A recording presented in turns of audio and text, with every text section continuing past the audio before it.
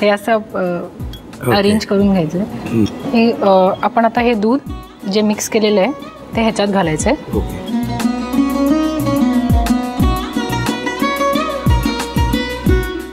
आपण अजून एक गुलाबजामची लेअर पण लावू शकतो त्याच्यावर. अच्छा, लेअर. हो. आणि परत दूध घालायचं असं. पण हे वर येतात की ते आपण गार केले नाही म्हणून बरं. गार केले तर वेगळं लागतं आणि गरम असले तर वेगळं लागतात. चव असं काही फरक आहे का? नाही, अशी चवीत फरक पडणार नाही. ओके, आता हे काय आता आपण स्टीम करायचंय. ठेवू का? हो, ठेव.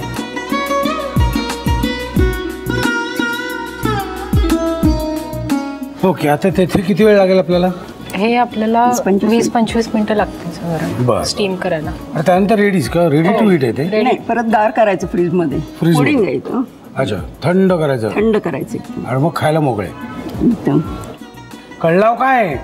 लिहून घ्या साहित्य आणि कृती. खरवस गुलाबजाम पुडिंगसाठी लागणारं साहित्य: साधं दूध, साखर, मैदा, खवा, खरवसाचं दूध, केशर, खाण्याचा सोडा आणि वेलची पूड. कृती: प्रथम साखरेचा पाक करून घ्यावा. एका प्लेटमध्ये खवा, चिमूटभर खाण्याचा सोडा आणि 2 चमचे मैदा घालून सर्व मिश्रण नीट मळून घ्यावं. खव्याच्या मिश्रणाचे छोटे गोळे करून तळून घ्यावेत. तयार गुलाबजाम साखरेच्या पाकात घालून एक उकळी येऊ द्यावी. दुसऱ्या बाउलमध्ये 1 वाटी खरवसाचं दूध, 1/4 वाटी साधं दूध, साखर, वेलची पूड आणि केशर घालून साखर विरघळेपर्यंत सर्व मिश्रण ढवळत राहावं. एका बाउलमध्ये प्रथम गुलाबजाम घेऊन त्यामध्ये खरवसाच्या दुधाचं मिश्रण ओतून 10 ते 15 मिनिटं वाफवून घ्यावं.